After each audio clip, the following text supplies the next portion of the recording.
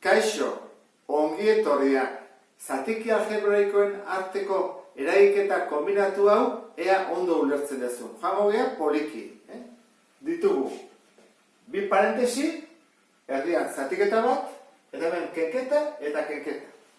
Ordan gu badakigu lehenengo egin behar parentesi barrukoa, eta kenketa egiteko behar dugula multiplo komun txikiena. Ordan jarriko dut. Bi hauna. Hone du isaken bi. Eta honek zer du? Bat. Isaken bi bali bada, parentesi artean jarriko dut, hobeto ulertzeko. Eta hemen bat, zen da multiplo komun txikiena? Isaken bi, ez da, bientzako. Era hortara, jarrezakegu bientzako izena zere berdina. Hau da, lehenengo pausua ondo ulertu behar dezuna, Jarriko diegu biei, izena zere bera orduan, isaken bi, eta isaken bi. Galdera da, lehenengo zatik algebraikoa ikutu dugu, ez da? Berdina da, oran goikoa ere ez dugu ikutzen, berdin mantentzen da. Bigarrena, zer egin dugu, bidertu dugu, isaken bikin.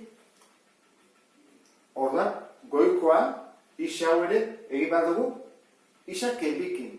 Bekoa isaken bikin egiten badugu, goikoa ere bai. Baina parentesi artean, gogoratu, hau denak, jarri behar dira, faktoriak direlako. Jartzen dugu zati, eta hemen berdina gertatzen da, dela isaken bi. Ordan jarriko diegu biei ere, isaken bi, isaken bi. Hemen aldatu dugu, ez. Beraz, goikoa, zenbakitzailea ere ez aldatzen, isa.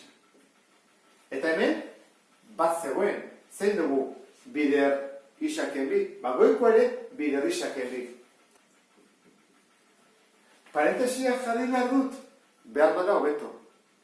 Ken dagoenean, batzutan interesgarria da, ze beste eguan nahastu gaitezke.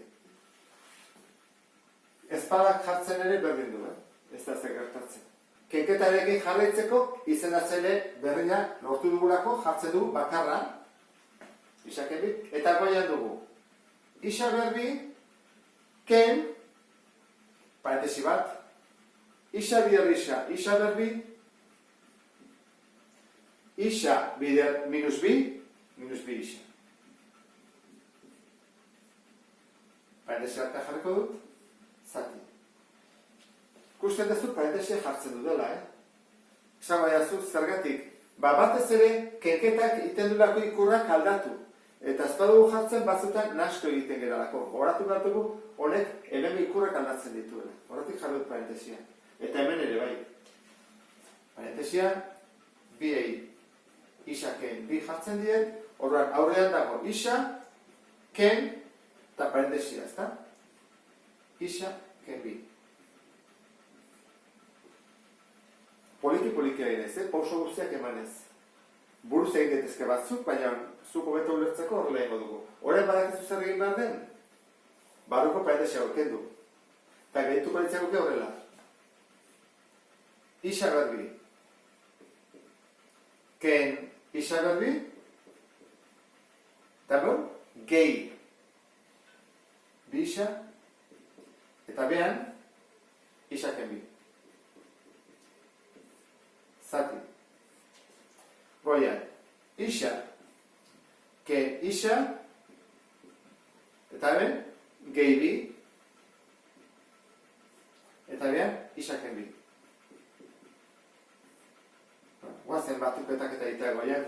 Isa berbi, ken isa berbi, ez arrez, 0. Orduan, goian da, bi isa, zati, isaken bi, zati, goian, isaken isa, 0, beraz, bi, eta zati, isaken bi. Hemen parentesia genitun. Orduan, parentesia hauek egin daitekena da, gu dugunean horrela, egin daiteke goian parentesi bat, eta behan beste parentesi bat. Orduan, hori dengo dudana. Goian jarriko dut hori parentesia? Ez daulako batuketa eta kenketarik. Hemen bai jarriko dudala parentesia. Eta hemen berdin gertatzen da, biri eziot jarriko parentesia, baina ni bai. Galdera da, zatiketa nola egiten da? Bi ira daude, bada horrela egitea, bi isa, bider, isaken bi, goraka, edo bezala, honei, alderantzizko jarri ditzen, eta bideratzen horrela. Horrela, izagotzake horrela, erabat, bi isa, bider, isaken bi, ikusten duzu nola parentesia interesgarri den jartzea, Zati, eta hemen, isaken bi, parentesia artean, bider bi. Badugu zuen berdina? Bueno, hau beto jarri beharko dut, ez da? Hau da, ken bi, ez da ulertzen. Bai, ez da? Parentesia eta parentesia berdina dira. Ken ditut.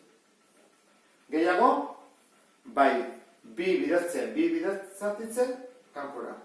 Eta ze geditzegu isa.